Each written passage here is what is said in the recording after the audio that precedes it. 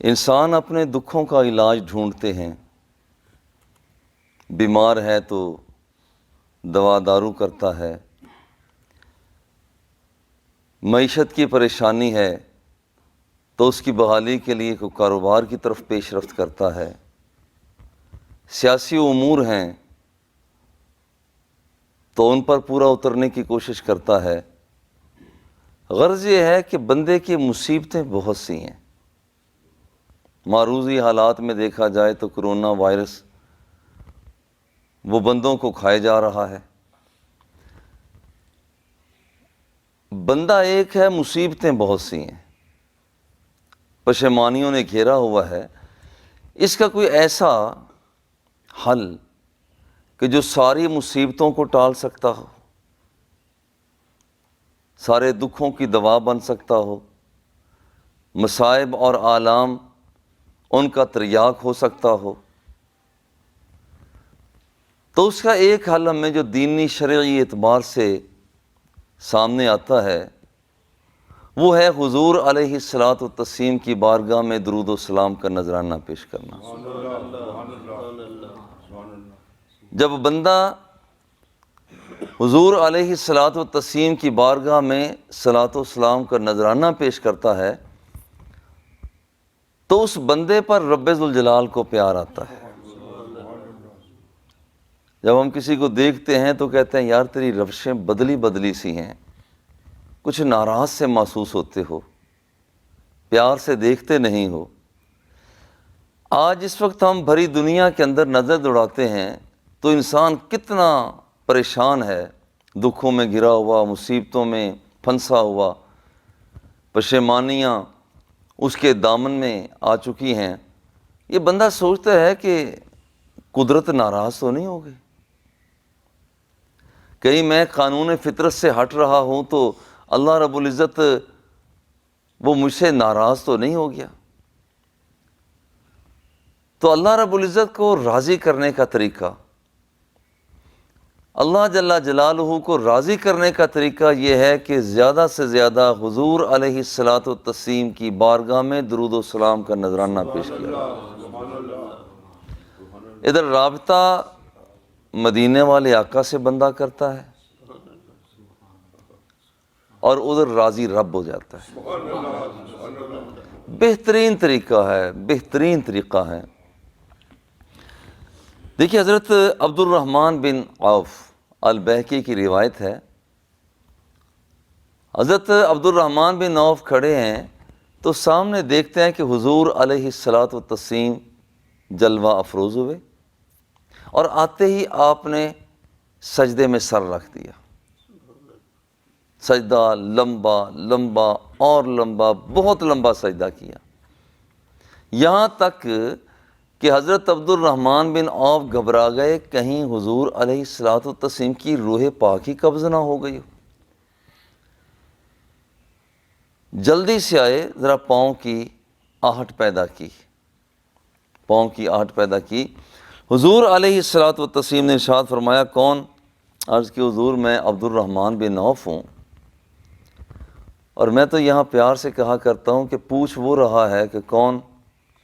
کہ جسے رب نے علم اتنا دیا ہے کہ نگاہوں کو جھکا کر دیکھتا ہے تو زمین کے اندر تک دیکھ لیتا ہے۔ وَكَانَا يُعَذَّبَانِ فِي قُبُورِهِمَا أَحَدُهُمَا لَا يَسْتَنزِهُ عَنِ الْبَوْلِ وَالْآخَرُ يَمْشِي بِالنَّمِيمَةِ۔ حضور نے نگاہ جھکا کر دیکھو، زمین کے اندر تک دیکھ لیا کہ یہ جو نیچے لوگ قبروں کے اندر دفن ہیں انہیں عذاب کس لیے ہو رہا ہے، یعنی وجہ تک بھی حضور پہنچ گئے، اتنی نظر ہے۔ اور آسمان کی طرف نگاہ اٹھا کے دیکھا، پوچھا حضور کیا دیکھا؟ فرمایا انی رأیت الجنت، میں کھڑا تو مدینہ منورہ میں تھا مگر میں تو جنت الفردوس کے جلووں کو بھی دیکھ رہا تھا۔ مصلی امامت سے میرے آقا پیچھے ہٹے ہیں تو فرمایا کہ دھیان سے نماز پڑھا کرو، واللہ لا یخفی علی رکوعکم ولا سجودکم ولا خضوعکم ولا خشوعکم۔ میرے آقا ارشاد فرماتے ہیں خدا کی قسم جب میں تمہیں نماز پڑھا رہا ہوتا ہوں تو واللہ میں تمہارے رکوعوں کو بھی دیکھ رہا ہوتا ہوں، تمہارے سجدوں کو بھی دیکھ رہا ہوتا ہوں، یہاں تک ہی نہیں بلکہ جو تمہارے دل کے اندر خضوع و خشوع پیدا ہوتا ہے میں اسے بھی دیکھ رہا ہوتا ہوں۔ تو جس ذات کو اتنا علم ملا ہے وہ پوچھتے ہیں کون؟ حضور میں عبد الرحمن بن عوف ہوں۔ کیسے آئے؟ حضور اصل میں دور کھڑا گھبرا گیا تھا، اپنے سجدہ ہی اتنا لمبا کیا، میں گھبرا گیا کہ کہیں میرے آقا پاک کی روح تو قبض نہیں ہو گئی۔ حضور اتنا لمبا سجدہ کیوں فرمایا؟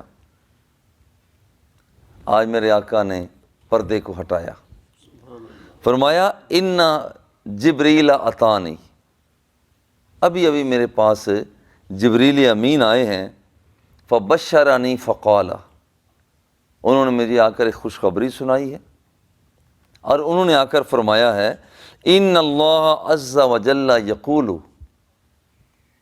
من صلی علیک صلیت علیہ ومن سلم علیک سلمت علیہ، کہ اے جبریل جا کر میرے حبیب لبیب کو میرا پیغام سناؤ، اور پیغام آ کر یہ دیا ہے من صلی علیہ کا محبوب، جو بندہ تجھ پر صلوات پیش کرے گا میں اس بندے پر صلوات پیش کروں گا، یعنی میں اس پر رحمتوں کا نزول کروں گا۔ ومن سلم علیہ سلمت علیہ، اور جو تجھے سلام پیش کرے گا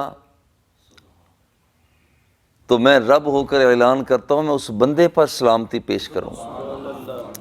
اب ذرا غور کریں کہ جو دکھوں کا مالک ہے، تکلیفوں کا مالک ہے، راحت کا مالک ہے، جس کے خزانے بھرے ہوئے ہیں، جب وہ بندے پر راضی ہو جائے اور بندے پر خود رحمتوں کا نزول فرمانا شروع کر دے، اور بندہ پریشان ہو تو جب رب ذوالجلال ہی فرما دیں کہ جا میں تجھے سلام پیش کر رہا ہوں، اس بندے پر تکلیف کہاں سے رہ گئی، دکھ کہاں سے رہ گئے؟ اس لیے آج اس بھری دنیا کے اندر انسان پریشان ہے، تو پریشانی کا بہترین روحانی مداوع یہ ہے کہ حضور علیہ الصلوۃ والتسلیم کی بارگاہ میں زیادہ سے زیادہ درود و سلام کا نذرانہ پیش کیا جائے۔ اصل میں قصور ہمارے ہیں، قصور ہمارے ہیں، اور پھر سوچتے ہیں کہ ایسا کیوں ہو گیا۔ دیکھیں سادہ سا فارمولہ کہ اللہ رب العزت بندے کے ساتھ راضی ہو جائے تو کائنات کے سارے خزانے اس بندے کے قدموں کی دھول بن جاتے ہیں۔ حضور علیہ الصلوۃ والتسلیم نے ارشاد فرمایا ان للہ سیارۃ من الملائکہ، کچھ فرشتے ایسے ہیں جو اللہ جل جلالہ کی ذکر کی مجلسوں کو ڈھونڈتے رہتے ہیں کہ ذکر الہی کہاں ہو رہا ہے۔ اب ہوتا کیا ہے، اتوا علیہم وحفوا بہم، فرشتے آ جاتے ہیں اور اس مجلس کو ڈھانپ لیا کرتے ہیں۔ ثم بعثوا رائدہم الی اللہ عز وجل، پھر یہ اپنا ایک پیغامبر اللہ رب العزت کی طرف بھیجتے ہیں، فَيَقُولُونَ رَبَّنَا أَتَيْنَا عَلَىٰ عِبَادٍ مِّنْ عِبَادِكَ، اے اللہ ہم تیرے بندوں سے ہو کر آ رہے ہیں۔ رب ذوالجلال ارشاد فرماتا ہے مجھے یہ بتاؤ کہ میرے بندے کیا کر رہے ہیں؟ وہ کہتے ہیں یا اللہ ہم تیرے بندوں سے ہو کر آئے، یعظمون آلاءک، پہلی بات تو ان کا وظیفہ یہ ہے کہ تیری نعمتوں کے چرچے بیان کر رہے ہیں۔ یہ ذرا رک کر اپنے اپنے ذہن میں ہم لائیں، کیا اتنی نعمتیں اللہ جل جلالہ نے دی ہیں، کیا ہم اپنے فرشتوں کو گواہ بنا رہے ہیں کہ یا اللہ تیرا شکر ہے کہ تو نے آنکھیں عطا کی، تیرا شکر ہے تو نے سماعتیں عطا کی، بصارت عطا کی، یا اللہ تیری ذات کا شکر ہے کہ تو نے تن و من بنایا، صحت عطا کی۔ کیا فرشتوں کو گواہ بنا رہے ہیں؟ ایک کام تو یہ کر رہے ہیں وَيُعَظِّمُونَ آلَاءَكَ وَيَتْلُونَ كِتَابَكَ، دوسری بات یہ ہے کہ یا اللہ تیرے بندے تیری کتاب کی تلاوت کر رہے ہیں. اچھا، اور کیا کر رہے ہیں؟ وَيُصَلُّونَ عَلَىٰ نَبِيِّكَ، یا اللہ ان کا تیسرا وظیفہ یہ ہے کہ تیرے محبوب لبیب پر درود و سلام کے نذرانے پیش کر رہے ہیں. دیکھیں 3 کام ان کا جا کر فرشتے رب ذوالجلال کی بارگاہ میں جا کر گواہی دیتے ہیں کہ یا اللہ تیری نعمتوں کے چرچے بیان کر رہے ہیں، تیرا شکریہ ادا کر رہے ہیں. دوسرا یہ ہے قرآن مقدس کی تلاوت کر رہے ہیں. تیسرا یہ ہے کہ حضور علیہ الصلوۃ والتسلیم کی بارگاہ میں درود و سلام کے نذرانے پیش کر رہے ہیں. وَيَسْأَلُونَكَ لِآخِرَتِهِمْ وَدُنْيَاهُمْ، یا اللہ وہ آخرت کے بارے میں تجھ سے سوال پیش کر رہے ہیں. اب دیکھیں یہ 4 کام کرنے والے بندوں کو رب ذوالجلال انعام کیا عطا فرماتا ہے. ہم چھوٹی چھوٹی ڈگریاں لینے کے لیے کتنی محنت کرتے ہیں کہ ہمیں میٹرک کی ڈگری مل جائے، F A, B A, M A, M Phil, P H D, doctorate, engineering کی ڈگری مل جائے. کتنی کوششیں کرتے ہیں یہ ڈگری لینے کے لیے کہ اللہ ہمارے ساتھ راضی ہو جائے. یہ گریڈ تو یہاں پر رک جاتے ہیں جی، یہ تو آفیسر ہے جی 22ویں گریڈ کا آفیسر ہے، کچھ آگے جا کر رک جاتے ہیں. مگر جس بندے کو گریڈ اللہ عطا کر دیتا ہے تو پھر وہ کہیں رکتا نہیں ہے، وہ تکلیف میں بھی مسکرا کر آگے بڑھتا ہے کہ یہ بھی میرے رب کی عطا کردہ ہے. تو بندہ پریشان نہیں ہوتا، تکلیف میں نہیں آتا. تو ٹھیک ہے، جس نے مجھے کل مٹھائیاں کھلائی ہیں آج اس نے کڑوا پھل دے دیا ہے تو کیوں نہ کھاؤں، وہ بھی مزہ لے کر کھاتا ہے. اللہ اکبر. فَيَقُولُ تَبَارَكَ وَتَعَالَى غَشُّوهُمْ رَحْمَتِي، اب رب ذوالجلال فرماتا ہے پھر میں تمہیں حکم دیتا ہوں ان سب پر میری رحمت کی چادر دے دو. جو یہ لوگ یہ کام کرتے ہیں، میری نعمتوں کے چرچے بیان کرتے ہیں، قرآن کی تلاوت کرتے ہیں، میرے نبی پر درود و سلام پیش کرتے ہیں، اور پھر یہ اپنی دنیا کو پیش کر کے اپنی آخرت کو طلب کر رہے ہیں، جاؤ ان پر میری رحمت کی چادر دے دو. اب فرشتے آنے لگتے ہیں کہ بندوں پر رحمت کی چادر کو دیا جائے. تو فرشتے آتے آتے رک جاتے ہیں، کہتے ہیں یا رب انا فیہم فلانا خطاء، اے اللہ ان بندوں کے اندر ایک خطا کار بندہ بھی بیٹھا ہوا ہے اور بڑا اکڑا ہوا ہے. اعتناکہم اعتناکا، یوں سمجھا کہ اسی اعتناک اس کی گردن میں سریا آیا ہوا ہے. حضور وہ تو بندہ بڑا متکبر ہے، کیونکہ یہ بندہ کام ہی ایسے کر چکا ہے کہ رب ذوالجلال کی رحمت اب اچھل اچھل کر اس بندے کی طرف آتی ہے. اللہ جل جلالہ فرماتا ہے کیسا کرو، غشوہم رحمتی فہم الجلساء لا یشقی بہم جلیسہم، کاروائی تو اس بندے کی اچھی نہیں ہے مگر بیٹھا ایسے بندوں میں ہے کہ ان کے ساتھ بیٹھنے والا کبھی بدبخت ہو سکتا ہی نہیں ہے. دیکھیں یہ وظیفہ آج یہ دنیا کرونا وائرس کا شکار ہے. ایک ان دیکھے اللہ کے سپاہی کے ساتھ مقابلہ کرنے کے لیے مقابلہ کر نہیں سکے. گولے بنانے والے انسان، توپیں بنانے والے انسان، ریوالور بندوقیں بنانے والے انسان اللہ کے ایک سپاہی کا مقابلہ نہیں کر پا رہے. اس ایک سپاہی نے کیا کیا، جب میدان میں تو ہر بندہ اپنے اپنے گھروں میں گھس گیا.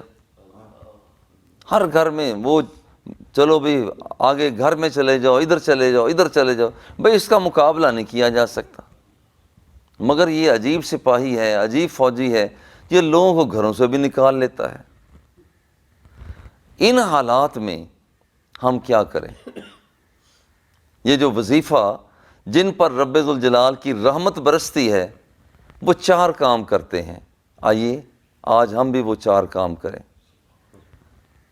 اللہ جل جلالہ کی نعمتوں کا شکریہ ادا کریں کہ یا اللہ تو نے ہمیں یہ نعمتیں عطا فرمائی. آنکھ کا غلط استعمال جب کیا جاتا ہے تو یہ ناشکری ہے. جب آنکھ کا استعمال صحیح کیا جاتا ہے تو یہ منہ سے بول نہیں بھی رہا ہوتا تو کہہ رہا ہوتا ہے میرے اللہ تیری ذات کا شکریہ. یہ کانوں کی سماعت یہ برے انداز میں استعمال کرتا ہے، چغلی کو سنتا ہے، غیر محرم مرد ہے تو عورتوں کی آوازوں کو سنتا ہے، عورت ہے تو مردوں کی آوازوں کو سنتی ہے. یہ غلط استعمال ہے. اور جب انہی کانوں سے قرآن کی تلاوت سنتا ہے، اپنے نبی کی نعت سنتا ہے، حمد سنتا ہے، تو پھر یہ بندہ رب ذوالجلال کی بارگاہ میں اپنے کانوں کا شکریہ ادا کر رہا ہوتا ہے. تو وہ لوگ جو اللہ کی نعمتوں کا شکریہ ادا کرتے ہیں، قرآن مقدس کی تلاوت کرتے ہیں، حضور علیہ الصلاۃ والتسلیم کی ذات والا صفات پر درود و سلام کا نذرانہ پیش کرتے ہیں، اور پھر اس دنیا کے اندر رہتے ہوئے ایسے کام کرتے ہیں کہ اس دنیا سے اپنی آخرت کو بنا لیتے ہیں، اللہ رب العزت کو ایسے بندوں پر پیار آتا ہے، ایسے بندوں کے ساتھ محبت ہوتی ہے. رب ذوالجلال محبت فرماتا ہے اور پھر فرشتوں سے فرماتا ہے میری رحمت کی چادر ان پر تن دو. اور اگر کوئی غلط کار بھی ان کے اندر آ جاتا ہے تو ان کے صدقے سے رب ذوالجلال اس کی بھی مغفرت فرما دیا کرتا ہے. اللہ جل جلالہ ہم سب کو نیکی کی توفیق عطا فرمائے.